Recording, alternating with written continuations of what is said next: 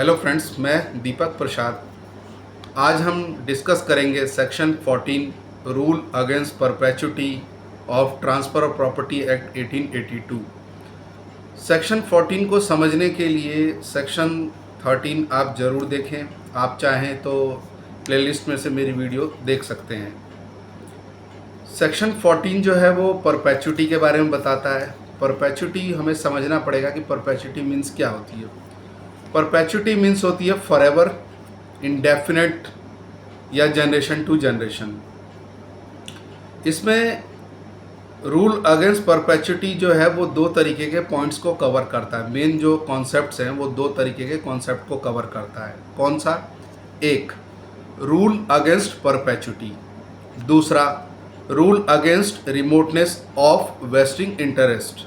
हम इन दोनों जो कॉन्सेप्ट जो हैं, जो दोनों कॉन्सेप्ट्स हैं, हम इनको वन बाय वन डिस्कस करेंगे। हम बात करते हैं सबसे पहले point number 1, rule against perpetuity. जैसा कि मैंने आपको परपेचुटी का मतलब बता दिया, जनरेशन टू जनरेशन या इंडेफिनिट या फॉरएवर। ठीक है।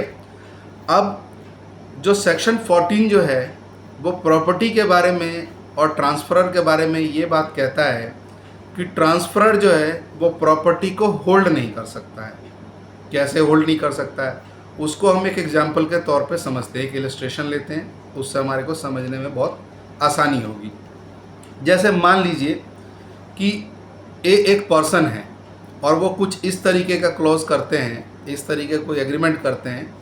वो चाहते हैं कि प्रॉपर्टी बी को ट्रांसफ़र हो इन the form of life interest. Life interest means जब तक बी जीवित हैं उस प्रॉपर्टी को एंजॉय करेंगे, ओनरशिप नहीं होगी। ऐसे ही वो चाहते हैं बी के बाद सी को हो, सी के बाद डी को हो, ऐसे ही नंबर ऑफ पर्सन्स को होती रहे।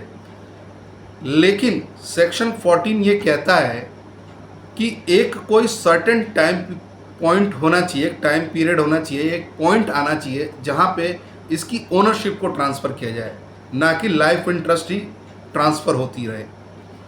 तो इसी चीज़ पे ये जोर डालता है रूल अगेंस्ट परपेचुटी कि भाई कहीं जाके एक पॉइंट पे ओनरशिप क्रिएट हो। अब हम ये समझते हैं कि परपेचुटी की सिचुएशन अराइज ही क्यों होती है। परपेचुटी की सिचुएशन इसलिए अराइज होती है और कहाँ होती है परपेचुटी, कैसे अराइज हो जाती है।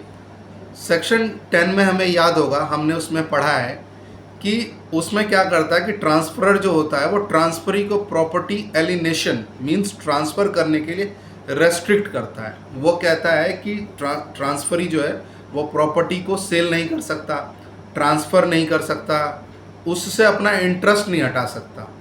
तो वहाँ पे फिर हम देखें तो परपेचुटी क्रिएट होगी। ऐसे तो किसी को प्रॉपर्टी ओनरशिप ट्रांसफ़र ही नहीं होगी, जिसको सेक्शन 10 जो है रेस्ट्रिक्ट करता है कि नहीं, ट्रांसफरर ऐसा नहीं कर सकता है, वो ट्रांसफरी को रेस्ट्रिक्ट नहीं कर सकता है। दूसरा, by creating future remote interest. Future remote interest जैसे मैंने अभी आपको बताया, ए के बाद बी को, बी के बाद सी को, सी के बाद डी को एंड नंबर ऑफ पर्सन्स में लाइफ इंटरेस्ट क्रिएट होता रहे, ओनरशिप नहीं जा रही, लाइफ इंटरेस्ट। उसको सेक्शन 14 मना करता है, उसको प्रोहिबिट करता है, रेस्ट्रिक्ट करता है कि ऐसा भी आप नहीं कर सकते हैं। ठीक है। तो इसमें का जो मेन एम है, property can not be transferred generation to generation. Section 14 कहता है कि जनरेशन टू जनरेशन ट्रांसफ़र नहीं होगी। ऐसे तो ये एक ही फैमिली में रहेगी, ए के बाद बी को, बी के बाद सी को, सी के ए जो है वो अपने बेटे बी को देता है, बी के बाद में सी को देगा, ग्रैंडसन को देगा, फिर डी को ग्रेट ग्रैंडसन को देगा। तो with in the family property circulate होती रहेगी, घूमती रहेगी, लेकिन उसका ओनरशिप किसी पे नहीं जाएगा। तो एक ही पीढ़ी में, एक ही परिवार में प्रॉपर्टी बंद के रह जाएगी। ट्रांसफ़र ऑफ प्रॉपर्टी एक्ट कहता है कि नहीं, प्रॉपर्टी को हम बांध नहीं सकते, हमें उसे सर्कुलेट करना जरूरी होगा। अब हम ये समझते हैं कि ट्रांसफ़र ऑफ प्रॉपर्टी एक्ट में सेक्शन 14 जो है रूल अगेंस्ट परपेचुटी का ऑब्जेक्टिव क्या है, वो क्यों इस तरीके रेस्ट्रिक्शंस को, परपेचुटी को रेस्ट्रिक्ट कर रहा है, इसका ऑब्जेक्टिव क्या है। उसका ऑब्जेक्टिव है 2-3 उसके मेन पॉइंट्स हैं।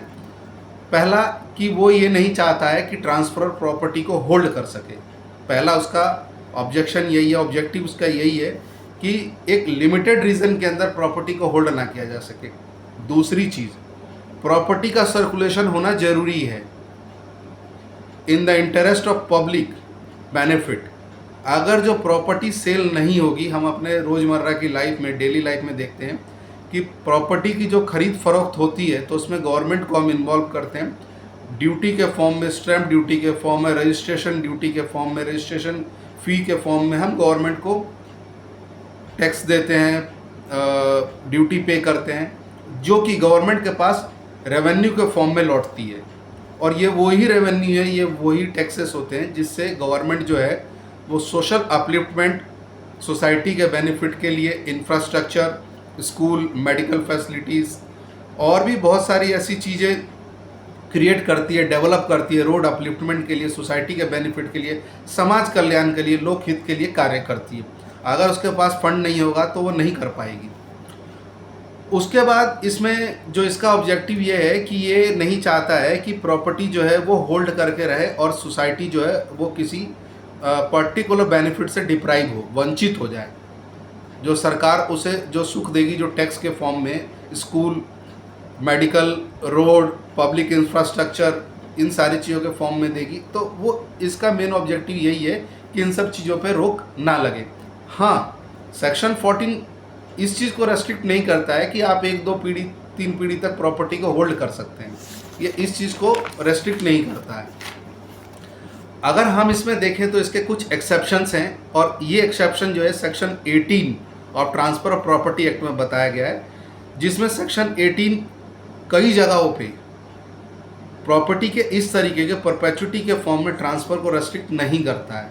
लेकिन ये सारी की सारी जितनी भी चीज़ें हैं, ये सिर्फ और सिर्फ मैनकाइंड और in the interest of public interest, public benefit के लिए ही है, सिर्फ उसी में ये रेस्ट्रिक्ट नहीं करता। जैसा अगर हम देखें तो section 18 TPA provide exception where the rule against perpetuity does not apply. कहाँ अप्लाई नहीं होती है?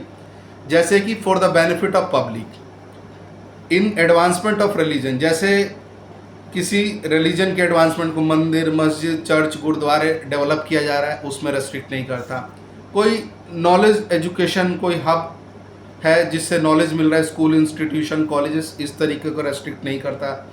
उसके बाद हेल्थ, सेफ्टी और एनी अदर कोई भी ऐसा बेनिफिट जो मैनकाइंड के फॉर्म में, इसको रेस्ट्रिक्ट नहीं करता है, पब्लिक वेलफेयर के फॉर्म में होना चाहिए।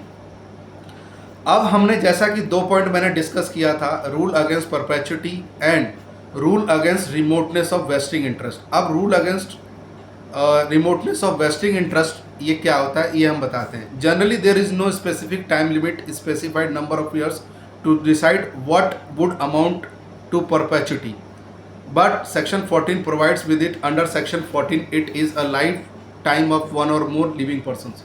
Means ये कह रहा है remoteness of vesting interest, means section 14 ये कहता है कि 2 या 3 पीढ़ी तक अगर प्रॉपर्टी को होल्ड किया जाता है तो इस तरीके के रेस्ट्रिक्शन, इस तरीके के होल्डिंग को या इस तरीके के टाई अप प्रॉपर्टी को जो होल्ड किया गया उसके ऊपर सेक्शन 14 जो है वो रेस्ट्रिक्शन नहीं लगाता। उसको हम एक छोटे से एग्जांपल से समझते हैं, इलस्ट्रेशन से समझते हैं। जैसे सपोज कीजिए एक्स टू एक ट्रांसफरर हैं, वो ए को प्रॉपर्टी कुछ इस फॉर्म में ट्रांसफ़र करते हैं कि लाइफ इंटरेस्ट क्रिएट होता है, ए के बाद ये बी को जाता है, बी के बाद ये सी को जाता है। मीन्स वो ये कहते हैं कि ए को प्रॉपर्टी लाइफ इंटरेस्ट ट्रांसफ़र होगी, नॉट ओनरशिप, उसके बाद बी को ट्रांसफ़र होगी लाइफ इंटरेस्ट के फॉर्म में, सी को ट्रांसफ़र होगी लाइफ इंटरेस्ट के फॉर्म में, सी के बाद जो एक अनबॉर्न चाइल्ड होगा उसको ये प्रॉपर्टी एब्सोल्यूट ओनरशिप ट्रांसफ़र हो जाएगी। इसीलिए मैंने आपको बोला कि सेक्शन 13 देखिए जो अनबॉर्न का जो कॉन्सेप्ट है उसको बताता है, transfer for the benefit of unborn, इसलिए रूल सेक्शन 13 देखना बहुत ज़रूरी है। अब इसमें यहाँ पे क्या हुआ कि उन्होंने एक ऐसा क्लॉज मेंशन किया कि ए को, ए के बाद बी को, बी के बाद सी को और उसके बाद अनबॉर्न चाइल्ड को ट्रांसफ़र होगी प्रॉपर्टी। अनबॉर्न को एब्सोल्यूट होगी और ए बी सी को सिर्फ लाइफ इंटरेस्ट मिलेगा। लेकिन यहाँ पे ये बात को हमें याद रखने की ज़रूरत है कि जब एक्स प्रॉपर्टी, जब ये लाइफ इंटरेस्ट ट्रांसफ़र कर रहे हैं, क्रिएट कर रहे हैं, तो ए बी और सी तीनों पर्सन जीवित होने चाहिए, जीवित होने चाहिए। अब इसमें जो अनबॉर्न पर्सन की जो बात हो रही है उसके लिए आप सेक्शन 5 जो है लिविंग पर्सन, सेक्शन 5 जो है ट्रांसफ़र ऑफ प्रॉपर्टी एक्ट का, उसको याद कीजिए। इसके अंदर यहाँ पे देखिए कि लाइफ जो बी, ए बी और सी जो है इनको सिर्फ लाइफ इंटरेस्ट ट्रांसफ़र हो रहा है, ओनरशिप नहीं हो रहा। और यहाँ पर जो चौथा जो 4 टाइम्स में जो प्रॉपर्टी ट्रांसफ़र करने की बात की गई है वो अनबॉर्न चाइल्ड को की गई है। यहाँ पर अब हमने जो सेक्शन 5 में जो पढ़ा है उसमें हमने ये पढ़ा है कि प्रॉपर्टी का जो ट्रांसफ़र जो होगा एब्सोल्यूट ओनरशिप के फॉर्म में वो सिर्फ लिविंग पर्सन्स के बीच में होगा, लेकिन यहाँ पे ट्रांसफरर ही सिर्फ लिविंग पर्सन है और जो ए बी सी है ये लाइफ इंटरेस्ट है। अनबॉर्न पर्सन को तो ट्रांसफ़र हुआ नहीं है, तो इसलिए सेक्शन 5 को भी आप रिवाइज कीजिए और सेक्शन 13 को भी। अब वापस हम इस टॉपिक पे आते हैं कि एक्स ने ए को लाइफ इंटरेस्ट दिया, प्रॉपर्टी ए को ट्रांसफ़र किया लाइफ इंटरेस्ट के फॉर्म में, फिर बी को, फिर सी को, और उसके बाद फाइनली एब्सोल्यूट जो ओनरशिप ट्रांसफ़र होगी वो अनबॉर्न चाइल्ड को होगी। अब हम यहाँ मानते हैं कि ए जो है 10 साल जिंदा रहा, जीवित रहा, सर्वाइव हुआ, बी भी 10 साल रहा, सी भी 10 साल रहा, तो इन तीनों ने अपने लाइफ टाइम में ए ने 10 साल एंजॉय किया प्रॉपर्टी को, फिर बी ने किया, फिर सी ने किया। अब उसके बाद में यहाँ पे एक क्लॉज डाल दिया गया कि बच्चा जो होगा, जो अनबॉर्न पर्सन होगा, जब वो मेचोरिटी की एज 18 साल प्राप्त कर लेगा, अटेन कर लेगा, तब उसको ये प्रॉपर्टी ट्रांसफ़र होगी। ऐसा सेक्शन 20 कहता है कि चाहे तो ट्रांसफरर होल्ड कर सकता है। तो अगर हम देखें तो यहाँ प्रॉपर्टी होल्ड कितने टाइम के लिए हुई? ए ने 10 साल के लिए प्रॉपर्टी को एंजॉय किया, बी का इंटरेस्ट रहा 10 साल के लिए, सी का इंटरेस्ट रहा। उसके बाद 18 साल की एज पर जब अनबॉर्न पर्सन पहुँचा, टोटल मिला के हम यहाँ देखें 10, 20, 30, 18, 48 साल प्रॉपर्टी जो हुई वो होल्ड हुई। तो इस तरीके का जो होल्ड हुआ है उसको सेक्शन 14 जो रिस्ट्रिक्ट नहीं करता, क्योंकि एक सर्टेन टाइम पॉइंट के लिए ही ये होल्ड हुआ है। Generally the title of property vest in unborn person immediately after his death, his birth, but section 20 states that. अब इसका अर्थ ये है कि जो सेक्शन 14 जो है ये कहता है कि जैसे ही अनबॉर्न पर्सन जन्म लेता है, बर्थ लेता है, प्रॉपर्टी ऑटोमेटिकली उसको ट्रांसफ़र हो जाती है। लेकिन सेक्शन 20 जो है एक फैसिलिटी प्रोवाइड करता है, एक पावर देता है कि ट्रांसफरर चाहे तो प्रॉपर्टी को एक सर्टेन टाइम पीरियड के लिए होल्ड कर सकता है। मैच्योरिटी की एज कानून के अनुसार 18 साल है, कुछ सेक्शंस है, कुछ लॉ हैं जिसमें 21 साल है, जैसे गार्डियन एंड वार्ड एक्ट 21 साल है, इसके ऊपर हम नहीं कर सकते हैं। तो ट्रांसफरर चाहे तो प्रॉपर्टी को 18 साल होल्ड कर सकता है। अब हम इसको एक इलस्ट्रेशन से समझना चाहें, जैसे ए ट्रांसफ़र करता है प्रॉपर्टी बी को फॉर लाइफ इंटरेस्ट के लिए एंड देन टू बीस अनबॉर्न सन, और उसके बाद जो बी का जो अनबॉर्न सन जो है उसको एब्सोल्यूट ओनरशिप को ट्रांसफ़र करना चाहता है, और साथ ही साथ उसमें ये क्लॉज लगाता है कि जो अनबॉर्न चाइल्ड जो है, अनबॉर्न पर्सन जो है, जब वो 25 साल जब अपनी एज प्राप्त कर लेगा तब यह प्रॉपर्टी ट्रांसफ़र होगी।